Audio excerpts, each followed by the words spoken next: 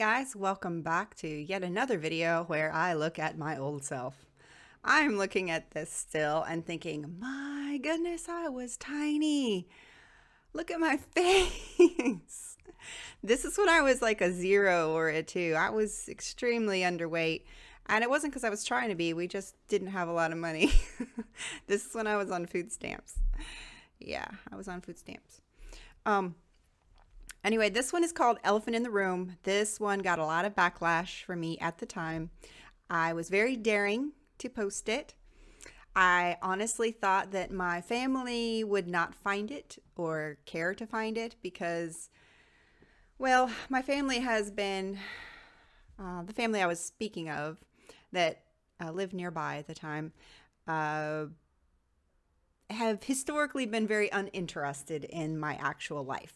However, at the time, they were apparently very dedicated to finding anything that I did or said and almost like monitoring me. Like, you know what I mean? Anyway, I felt spied on. But at the time, I felt like, you know what? I've never said this stuff out loud. I've never spoken to it because I always felt like it was inappropriate to do so, and somebody might see it, somebody might hear it, I might get backlash for it. And I said, you know what? I've done everything I can, and I'm done. I'm done trying, and I'm going to say it. And if they find it, and if they're upset, I'm sorry. Except I'm not really sorry anymore because y'all had your chances. And so anyway, this video was very big for me, and it did get some backlash because I actually cross-posted it to a blog that I wrote. At the time, I would make my videos and I would actually put them on the blog. I don't think they were actually on YouTube at the time. And somebody found it, and the entire family saw it. And I was censored. I was already censored at the time, but I was even more censored.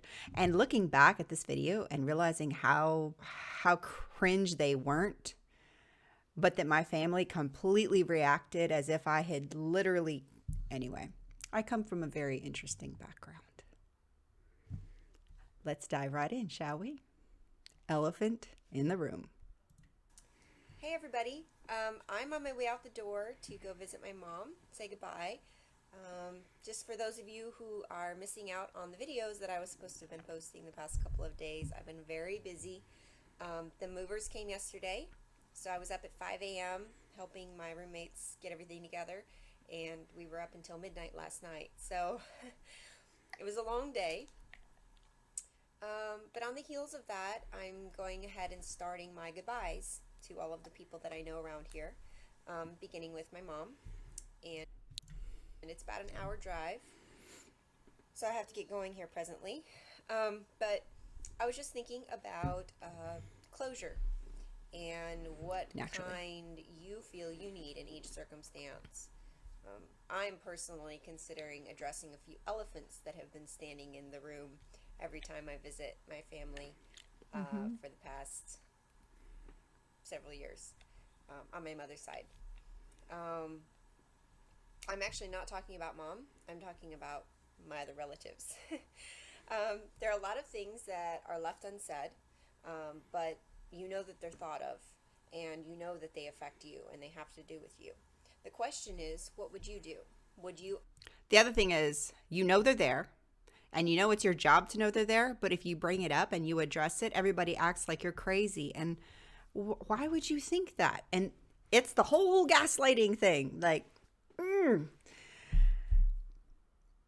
it's like there's a giant elephant standing right there, and everybody knows it's there. And everybody is supposed to act like it's there. But if you actually say, why is there an elephant there? Everybody looks at you like, there's no elephant. What are you talking about? And you're just like, am I crazy or are you? That's where I'm coming from here.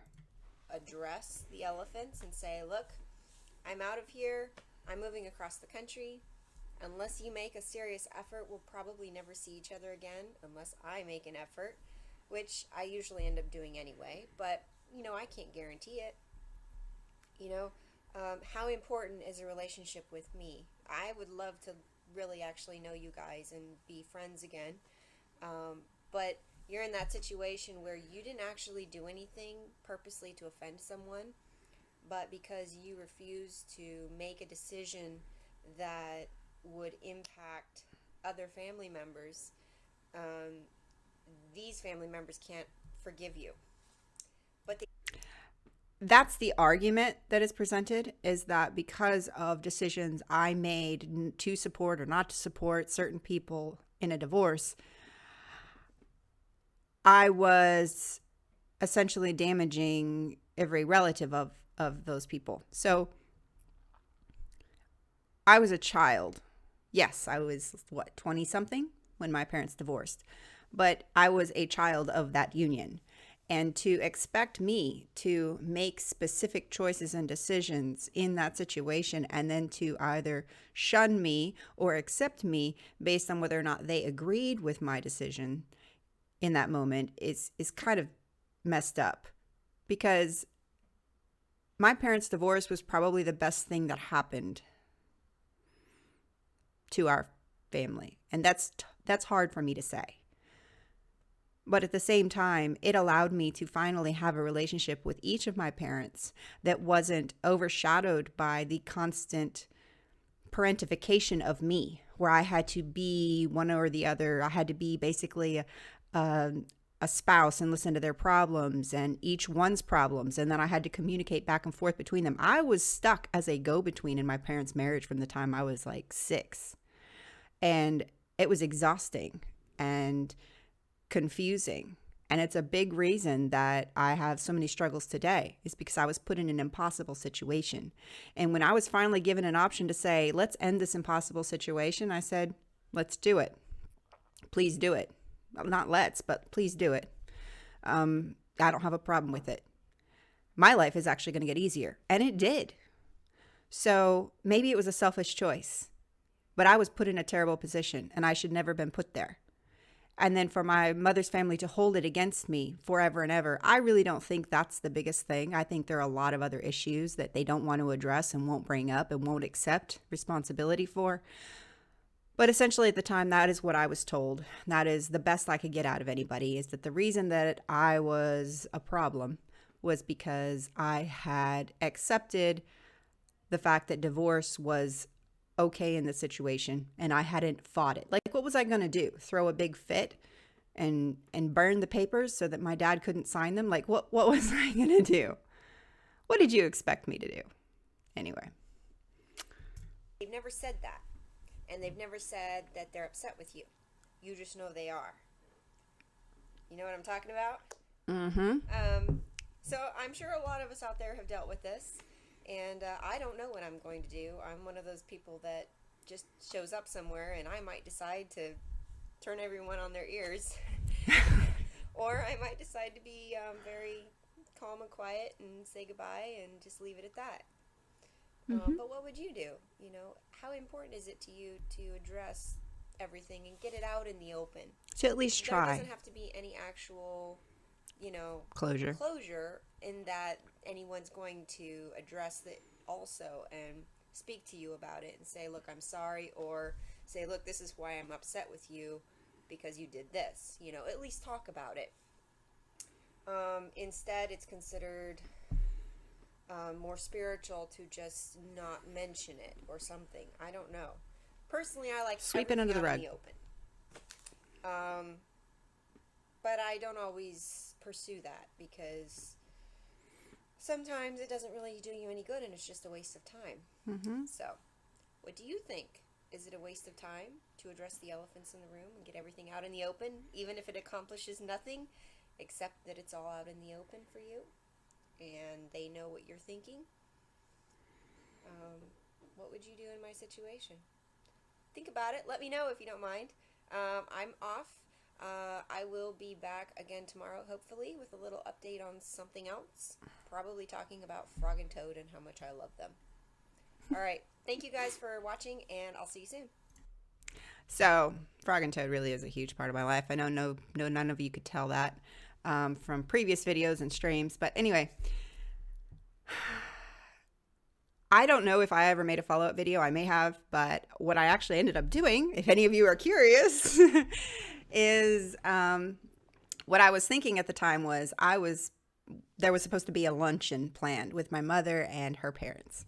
And this was me trying to decide, how am I going to approach this? This is probably the last time that I'll see them, not my mother, but my grandparents, for a very long time, if ever.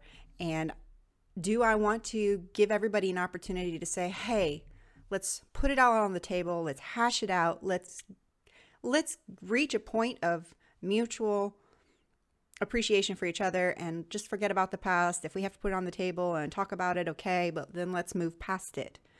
Or should I just go to lunch and be the granddaughter and say goodbye and that's it? I decided to bring it up.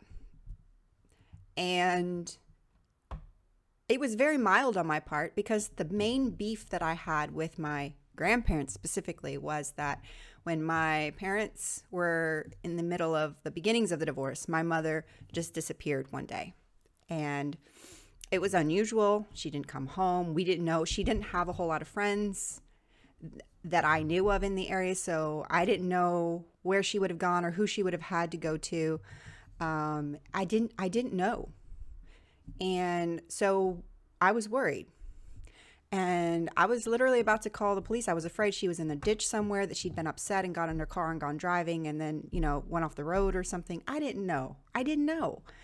And so I, in the end, called my grandmother in a last-ditch effort thinking, maybe she reached out to her mom because she's in the middle of this and she needs somebody to talk to. I know that maybe that's somebody she would contact. I had contacted every other family friend and everybody else. Anyway, so the reason that I had a beef with my grandparents was because when I called my grandmother to ask, all I said was, do you know that mom is okay? I said, I don't need to know where she is. If you know, I said, I don't need to know where she is or who she's with, or I just need to know she's okay. Can you please just tell me she's okay? Because I can't find her and this is unusual behavior for her. And I'm afraid I'm about to call the police because I don't know if she's okay. So if you can tell me she's okay, then I'll be fine. But I just need to know she's okay. And because I knew that because I was still living in the house and because my dad still lived there and because of everything, everyone always assumed that I would take dad's side. And maybe I did. But everyone always assumed that I would have been infected basically by my father. So when I called, they assumed I had been put up to it by my dad. They assumed many things that completely took away any care that I might have actually had for my mother. It was insulting. It was insulting that you would immediately assume that it had nothing to do with my decision to call you to see that my mother was okay. Because you're so poisoned by your view of my father that you can't believe that I would be acting out of my own dedication to being sure that my mother is safe and my own care for my mother, that you would immediately turn the conversation around to, did your dad put you up to this? Or not answering my question. It took 10 minutes and she wouldn't answer my question. And in the end, I think she finally did say, your mother is fine. I was like, okay, that's all I needed. That's all I needed. But before she would give me that, she had to insult and berate me for choices that weren't mine and assume onto me so many things. And I was so insulted and so frustrated that I carried that with me for many years. And finally, this was a point where I finally had an opportunity to say, hey, this is something that I've still never been able to move past, because it's definitely something that you clearly don't know me. Because if you knew me, you would know that I would not have done that because I was manipulated to do it. I did it because I wanted to know my mother was safe. I even tried to do it in a way that you didn't have to give me any information except, is my mother safe? But you couldn't do that.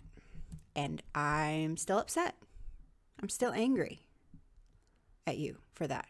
And I said it, but I said it in a very mellow, very chill way. And I broached the subject. It was a very diplomatic situation. However, instead of addressing that or doing anything regarding that subject, I don't even know, but they're so good at it. They just flipped it onto, well, your dad this and your dad that and your dad the other thing. The entire rest of the lunch was about dad. And I was even further insulted because I was like, I came to lunch to see you guys and to actually interact with you and to build a relationship, to begin a real relationship with you where I'm open and honest about how I'm feeling. And you can be open and honest back, and we can actually begin to have a real relationship instead of this fake, hi, how are you kind of thing that we'd always had. And they were the kind of people that always sent you cards to say, we're proud of you, but only like when you graduated from college, or, we're so proud of you. We heard this and that and the other thing that were positive. And I think it was coming from a good place, but also I don't care if you're proud of me because I do amazing things. I want to know that you love me. Anyway, so the entire rest of the lunch was just about basically bashing Dad. And I didn't even care. You could bash or praise Dad. This was not supposed to be about Dad. This was supposed to be about us and me. And how did this become about Dad? It just did. And they could never get away from it. They just had to keep steering it back to that, trying to show me how wrong I was and prove how bad and evil Dad is. And I just wasn't interested in having that conversation. And I said it many times, I'm just not interested in having that conversation. I want to be able to talk about, you guys and me and us. And I really am not interested in talking about that. That has nothing to do with this. But in their minds, it had everything to do with everything that involves me. So I never did see my grandparents again so far. I never saw my grandfather again before he passed. I feel terrible saying this, but his death did not faze me. I haven't felt it. I never knew the man. He never knew me. And that's just the honest to God truth. And my grandmother is still alive, but I don't know that I'll ever get a chance to see her again. And I'm not entirely sure that there would be much more than a civil exchange of hellos and goodbyes between us. Because she doesn't seem to be very interested in me. So that's the prologue to this video, I guess. Once again, we're almost at 20 minutes. I'm really trying to make these shorter. But also, sometimes you just need to be able to talk about things, and maybe this is something that listening to has helped you clarify in your own mind, or situations that you've dealt with or are dealing with. So anyway, to all you third culture kids and or PTSD survivors, childhood trauma survivors, I guess. Hey, there is progress. Progress happens. See? I think. Yeah. Anyway, I'll see y'all next time. Thanks for watching.